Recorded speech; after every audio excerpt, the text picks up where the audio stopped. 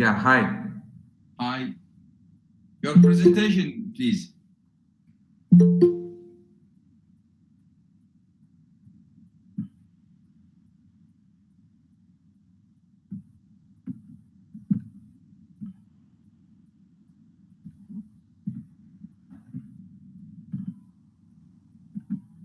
Okay. Is it visible now? Yes, it's okay. Just let me stop my video first because otherwise it will be difficult. Okay. Yeah.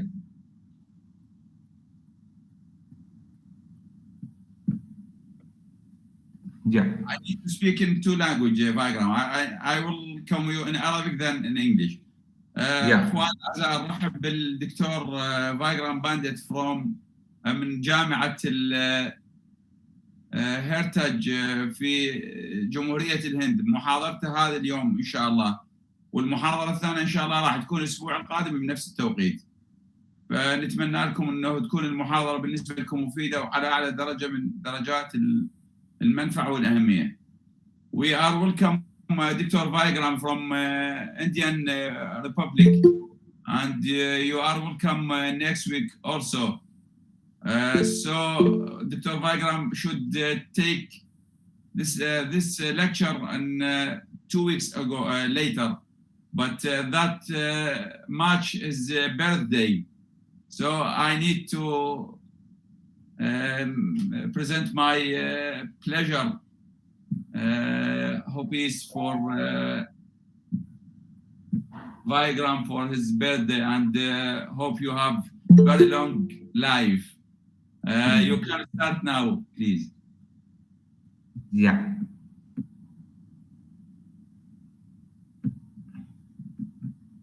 Okay, so thank you very much, Dr. Ala, for giving me this opportunity.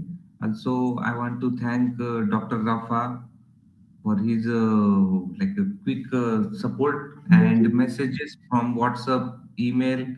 So it's nice communication. And also very importantly, I want to also thank to Dr. Chanar. So because of her, I think we have communicated, and that's why we are here. Also, I take this opportunity to thank all my college, PGK Mandal, HV Desai College, and all dear participants. I'll just share my screen. Just let me know whether is it visible. Yes, it's okay now. It's okay. Yeah. Okay. So this is the. I'm going to present today nanomaterials for photocatalysis. And my name is Dr. Vikram Pandit, and I am from India. Today, it's on the nanomaterial photocatalysis, and after like next week, we are going to see some high-end instrument and its application. So now in India, the time is like 10:30 p.m. So it's quite late. Please try to take this next week lectures or this presentation in afternoon time, so that we'll be there in college, so that it will be easy for all.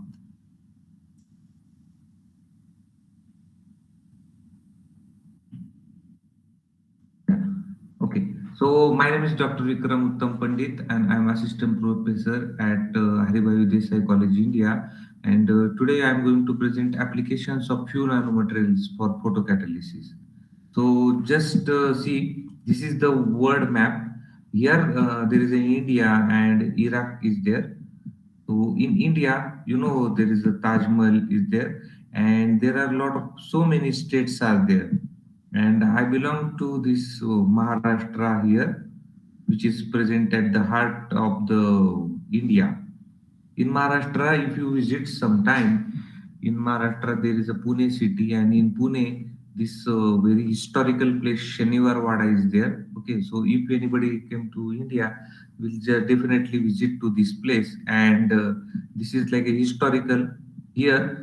Exact, this is the entrance, and at the exact back side of this entrance, there is our college. This is the main building of college. Yeah. And This is like a entrance gate of HV Desai College. In HV Desai College, we have this all instrument, and in next week lecture, I'm going to present these all machines to you. We are conducting a lot of activities. These are our students are supporting, helping, and so many scientists we are inviting for online lecture as well as some offline lectures are there. Also, I have this channel on YouTube, Dr. Vikram Pandit. Here, so many chemistry related, research related videos are there. So if you get time, you just search on the YouTube. Okay. So now come to the next our today's topic here about the applications of this photocatalysis. So I'm going to talk on the water pollution, then hydrogen generation. These two are the main applications of this photocatalysis. We all know that because of this population, there is a lot of industrialization takes place, and to fulfill the need of this industrialization of population, there is an industrialization, and because of it, there is a lot of pollution created. Now there are a lot of sources nowadays. They are doing this kind of pollution, air pollution, water pollution, noise pollution. But be, all these are dangerous, no doubt. But this water pollution is very, very like severe because it directly comes in contact with the humans, right? And the water pollution is created from these textile industries. So many colorful clothes that we are wearing are made up in this textile industry. Now, this textile industry it using a lot of colors, different colors are there, and after use, they are just throwing this colored water into the water reservoirs, like rivers, then sea.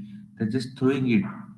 So these kind of dyes, uh, these dyes or these colored compounds are nothing but a complex organic structures which are very stable, which are thermally as well as photostable, and degradation of those compounds are very, very important. For instance, see, this person here is coloring the cloth, and whatever the remaining water is there, colored water, he just going to throw it into the water reservoir.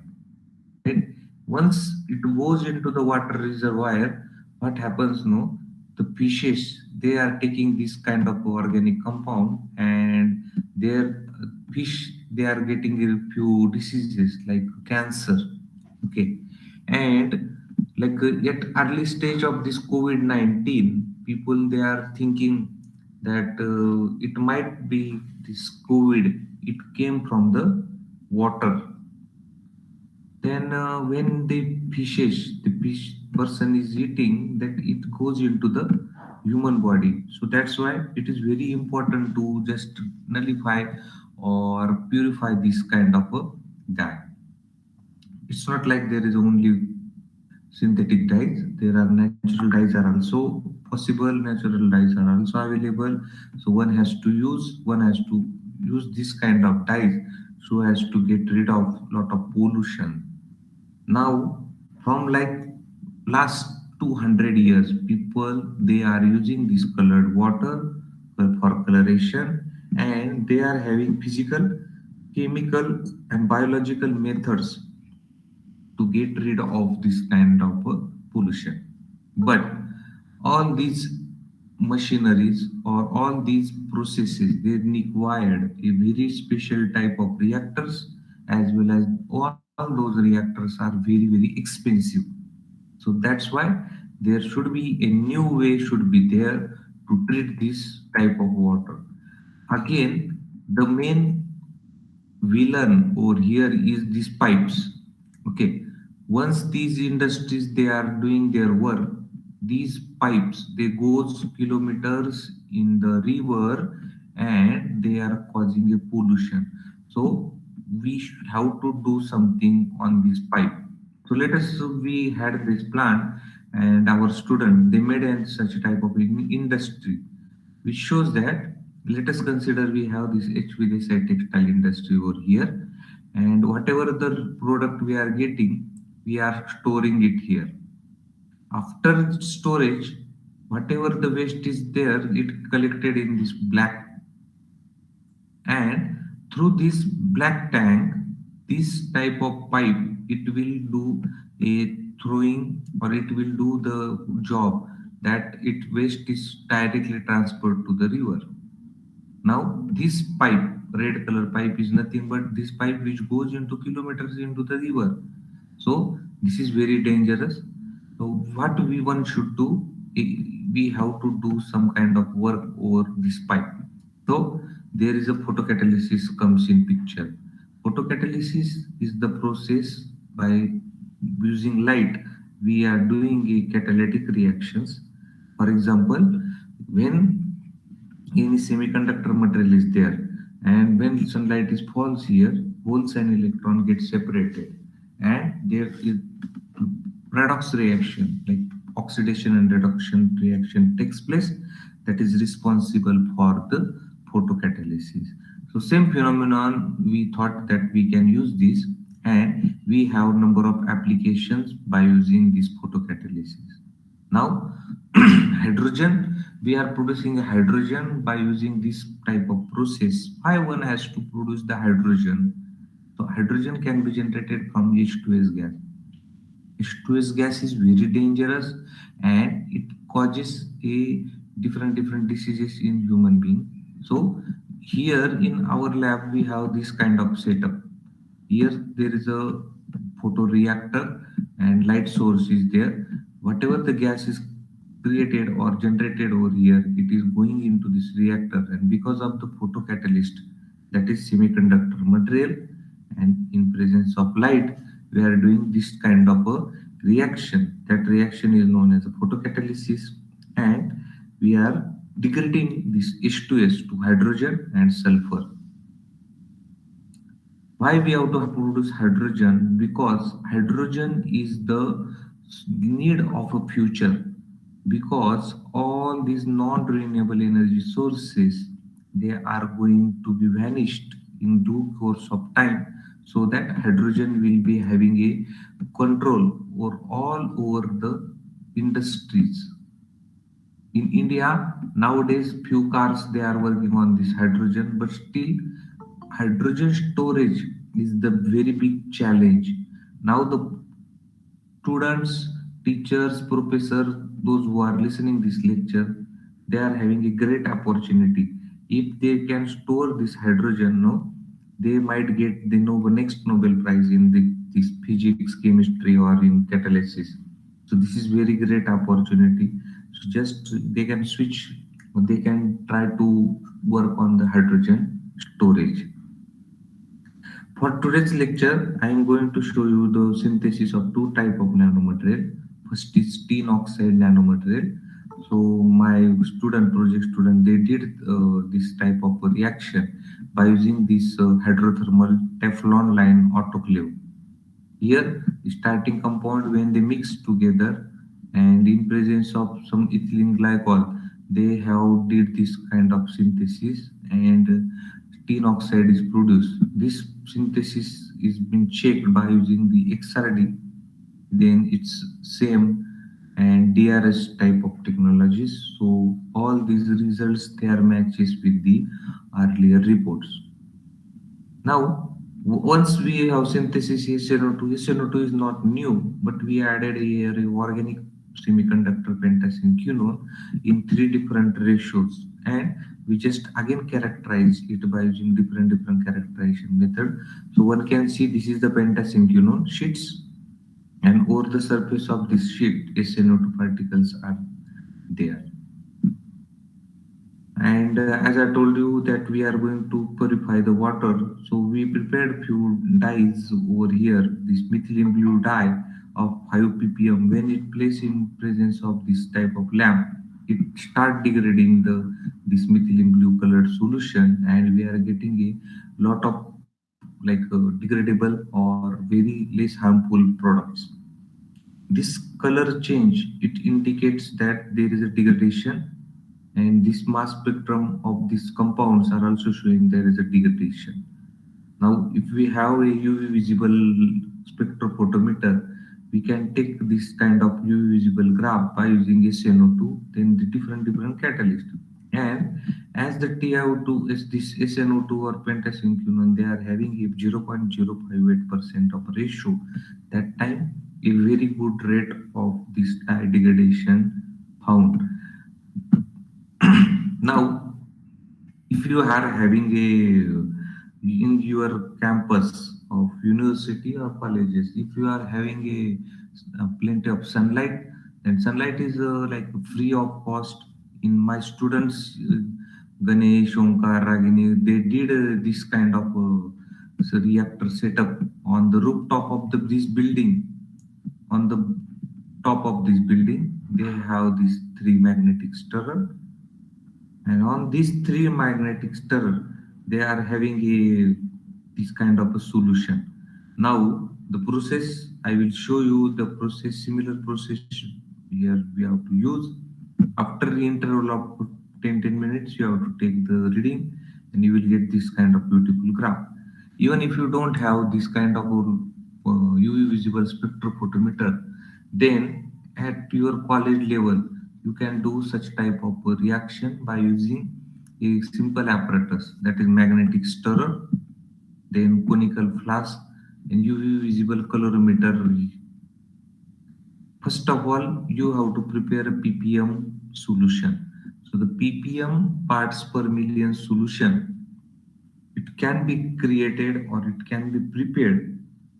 Like if you want to prepare a 10 ppm solution, just take 10 milligram of the compound and then add 1 liter of water. That will be 10 ppm. So likewise, you can prepare different concentration of dyes. Then you have to keep this under sunlight. Whatever the catalyst of your interest which you have prepared at your lab, you have to add into the like fixed amount of catalyst should be added, and you have to stir it. Now, after interval of 10 minutes, 15 minutes, you have to do its kinetic study. So just take out the solution for this colorimeter purpose or UV visible spectrophotometer purpose. You will find there different color test tube. Now just analyze it. The zero reading which shows the absorbance around 1.2, but at time passes after like 1 hour or 2 hour, you are getting a straight line of graph here which shows in by the green color. That means all the dye get degraded and we are getting a spectrum as like water. So this is like a degradation or removing the all the color of that particular compound. Now, in my college, we have this visible spectrophotometer. So we are using little bit different method. That this kind of UV lamp is there.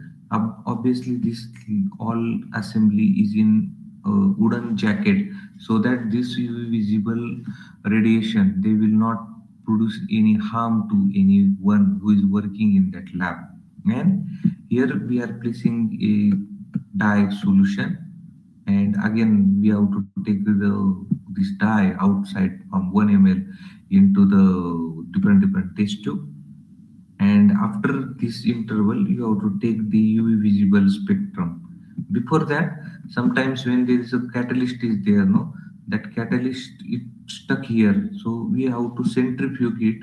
Once you centrifuge it, it will get at the bottom and you will get clear solution for the taking its UV visible spectrum. And you know that UV visible spectrum, it will be like decreasing. That means it indicates that this dye which is having a complex structure get degraded, and we are proving that there is a oxidation reduction or redox type of reaction is taking place. After those readings, you can just simply use this kinetic plot by using the origin gap. Origin is a software which is used for plotting the graph. And as I have told you in my YouTube channel, if you have time, you can visit how to plot this kind of graph in one graph only. So different graphs are there, and how to find this rate constant, it is given. So the rate constant can be calculated by using this equation Ct by C0 into 100. You will get a percent remain, as well as if you take its ln, then you will find the rate constant of that particular reaction. So easily you can compare it, and by making this kind of graphs and table, you can publish this kind of work in good quality of journal. Now again we will come to this pipe. So this pipe is our main villain, or we have to work on this pipe. So let us consider you have a engineer friend, then chemistry friend, or anybody from the physics friend. Okay, then because of them or with the help of them, what you can do, this pipe, if you take its transverse section, you will find that the pipe is look like this. So the chemistry person, what they will do, they will put the photocatalyst here at the interval of like few meter or kilometer. They will put some photocatalyst, and with the help of engineer, you can put the light sources inside these tubes or inside the this kind of big pipes. Or even sometimes if you make a like 1 meter of this section of this pipe by like a glass sheet, then you can put this lamp from outside, and in presence of this light or in presence of your natural sunlight, there will be a oxidation reduction takes place, and you will be getting a good quality of water. Instead of throwing the polluted water, you can throw this kind of like less polluted water into the river. So that will be beneficial for all the natural fishes or the plants which are originated from the river. Now this is one task that we can do for purification of water. Now, the next part of this presentation is about to synthesis zinc indium sulfide type of sulfide material. So for that purpose, see, zinc acetate and indium chloride is taken in the beaker, and through this burette, thiourea is added.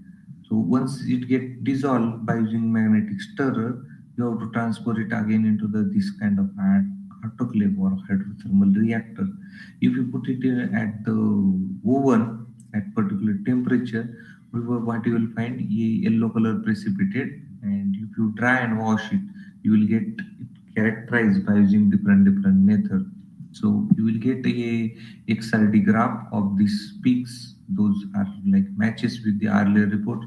If you have its EDS pattern, you can find that there is a zinc, indium, and sulfur is present in the given compound. So that will be indication of formation of zinc indium sulfide type of catalyst. Why I choose this? Because synthesizing this type of sulfide material is very easy, and one can produce it in any type of lab. Graduation, post graduation students, they can also do this kind of synthesis process. One salt of metal you have to take, and the sulfur source, which is very important in this reaction.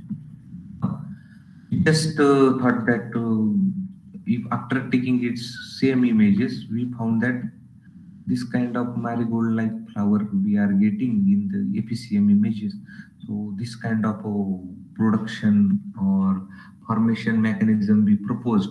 In this mechanism, that what we thought, the nanoparticles, those are present here like in an ion form. They are combining to form one petal, and one petal, when it combines different with different petals, they fuse together, and finally they are producing this kind of morphology. So this image shows like a marigold like flower which is present in yellow color form, right? And once when we zoom it to up to the like 500 nanometer, no, it shows the like flecks, like small flecks of these flower or sheets can be found out in the surface.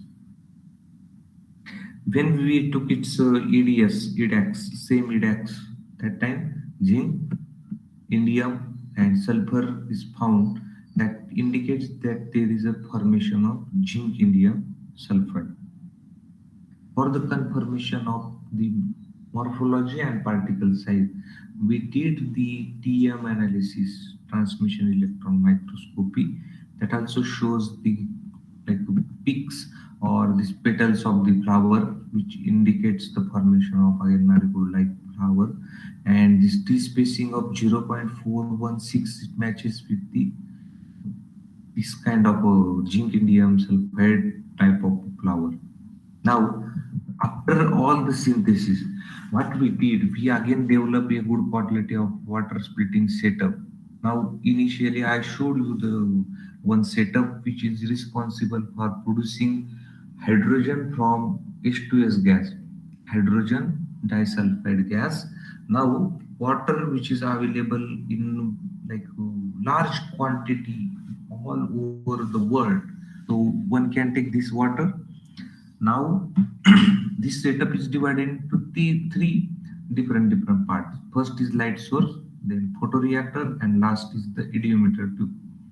See, this photoreactor is very important. Here there is a one stirrer, and on the stirrer there is a photoreactor. Photoreactor is nothing but two-way round bottom flask. Here, what we are doing, we are adding our photocatalyst and water, yes, along with the scavenger. Now, this what is scavenger, that I will just explain it in the next few slides. So scavenger is added over here, and it is continuously stirring. After, like, when you highlight the light on this type of reactor, that time the light is fall, and there is a again oxidation and reduction type of reaction takes place over here. Now we know that oxidation, it gives oxygen, and reduction, that means in presence of electrons we are getting a hydrogen gas. So that mechanism again I will show. And whatever the gas is produced here, that gas is passes through the tube and goes into this type of graduated idiometer tube. Now, this tube is graduated, and once one bubble is coming or passing through this pipe, once the bubble goes, it will go at the top, and whatever the water is there, that will falls down into this beaker. Now, since it is a graduated one can measure that, okay, 1 ml, 5 ml, 10 ml of hydrogen I got from this kind of reaction by using different photocatalyst. Now, it's like a gas, so nobody can see this, but the bubble we can see. And whatever gas is produced, if you take this gas into this syringe and just inject it in gas chromatogram, that time what will happen? You will see the peak of hydrogen. So that will be the confirmation of production of an hydrogen. This is like a producing of hydrogen in lab. So now again same, we can do this in our college lab, as well as you can do it in any type of university or anywhere, because this is like very simple type of reaction. Now this type of setup we are having in our lab. Here this photoreactor is there, which is attached through this tube, and it goes outside from this box. This is the box, and this assembly is placed outside, which is a graduated idiometer. See, this pipe, white pipe is coming through here, and bubble, when the bubble goes inside, no, water falls down. And this is the lamp. Now the lamp is again with the extra precaution over here. There is a lamp, when it burns, that it produces a lot of energy, lot of heat. So overcome to this heat, a water jacket is there. One pipe is going in, and another pipe leave the water from this type of lamp. So overheating can be cured by using this type of a water jacket. And whatever hydrogen is produced through this septum from here, one can just take out in the syringe, and we can inject it into the directly to the gas chromatogram. So it will give us hydrogen peak. Yeah, for our latest publication, only like in last week or this one, yeah, on Monday we got to confirm information or publication based on this type of reactor. So this reactor, we thought that reactor we can draw like that for the explaining purpose to the reviewers. And we had a MRS Springer Nature Journal publication where a light source is shown and this reactor is there, and lastly the radiometer tube is there. So this is the actual photograph of this reactor, and this is just made up of by using different software we have created such type of a system. Now see, when we use this blank run means there is a no any catalyst were added in the setup. That time we are getting a zero hydrogen production. When we did this reaction in dark without light, that time also we are getting a zero hydrogen production. So these two experiment, this experiment gives idea that photocatalysis is the reaction. There should be a catalyst as well as there should be a light. So this phenomenon is proved because of these two experiments that hydrogen is not producing or photocatalysis is not being happen because of the only light and catalyst should be there for doing this kind of a reaction.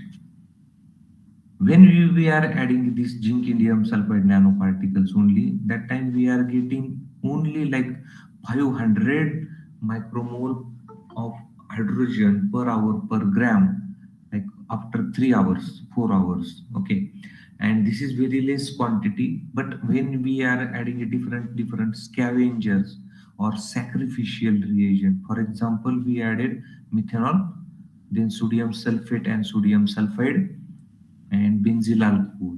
So when we used benzyl alcohol, that time we are getting almost more than 3000 micromole per hour per gram of this hydrogen after 4 hours of reaction time. So this benzyl alcohol is primary alcohol, and I'll show you that in the next slide. Okay, why the benzyl alcohol is giving a lot of hydrogen. So once we use different scavengers, the rate of hydrogen is increasing, and we got a very good result by using the benzyl alcohol. Now it's not like that only once it gives the hydrogen production very well. We did a 3 cycles recycling study, and in this cyclic study we are getting almost similar type of result of hydrogen production per hour per gram. So this here it will show you the correct mechanism over here.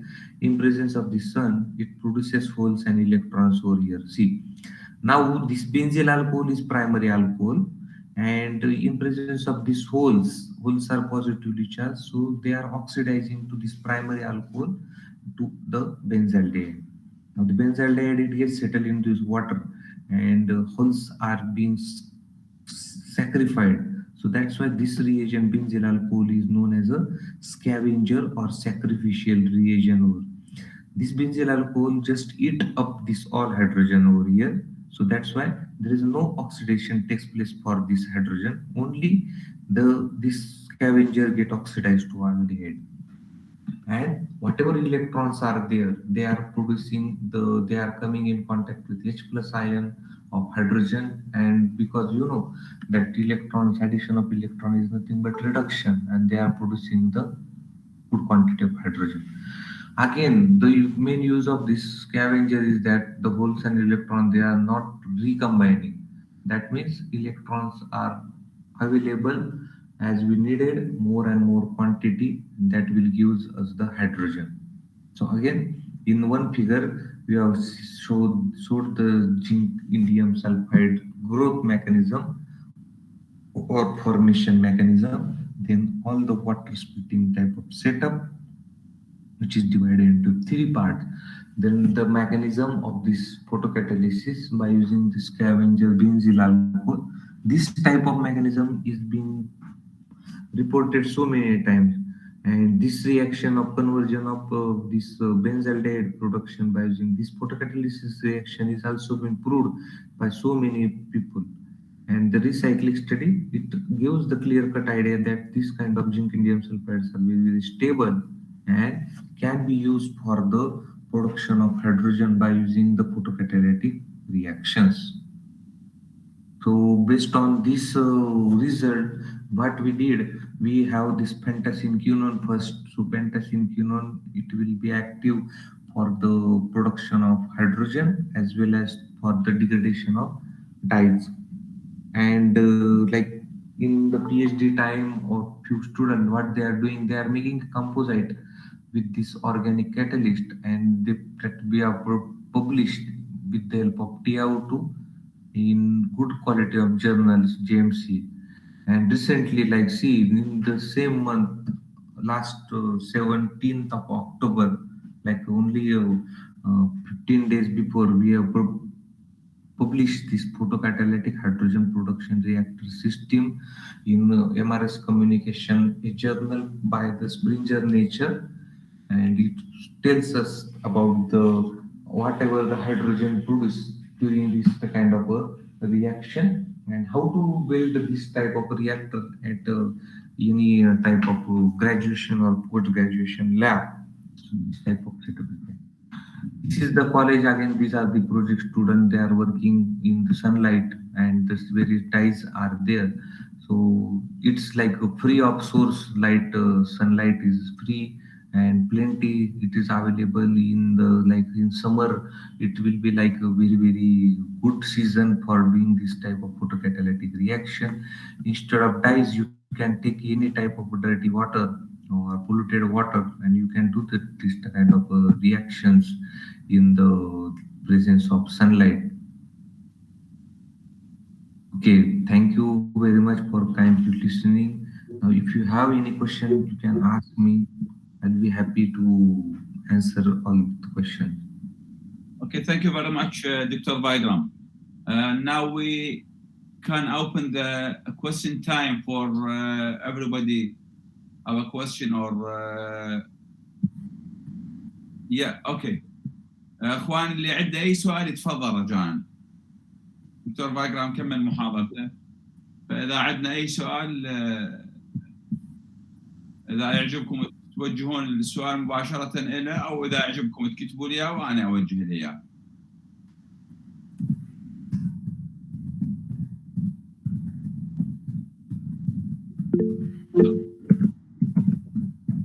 تفضل دكتور علي جاسم. يعني. Thank you very much. Thank you, Vikram, for full scientific presentation. I think it's an amazing presentation. So the first process is for a preparation of, I think, tin dioxide. Yeah. Yeah. Is it an economic feasibility for this process for water treatment? Yeah, see, when we have this kind of like in the graduation lab, we are having a starting material for this production of tin oxide. And this kind of setup, if sunlight is used, then it will be economical. And anyone can do this kind of synthesis as well as this photocatalytic type of reaction. Yeah. And my second question is about the synthesis of nanostructures. I think zinc sulfide? Zinc indium sulfide. Zinc indium. Yeah. Yeah, is it a composite? No, zinc indium sulfide is like one compound only. Zinc indium sulfide. It is a ternary type of compound. Is it as the mode bottom-up mode for I think nanomaterial, nanostructure material? 10 milligrams of 10 milligram of compound is used, or 100 milligrams sometimes.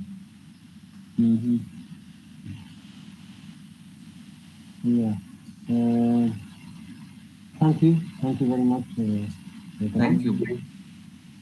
Thank you, Dr. Ali. Thanks. Yeah. Is there any more questions, please? Yeah. in call messages, Ramdas Narayan Hussain, Yeah. there is one question. Yeah.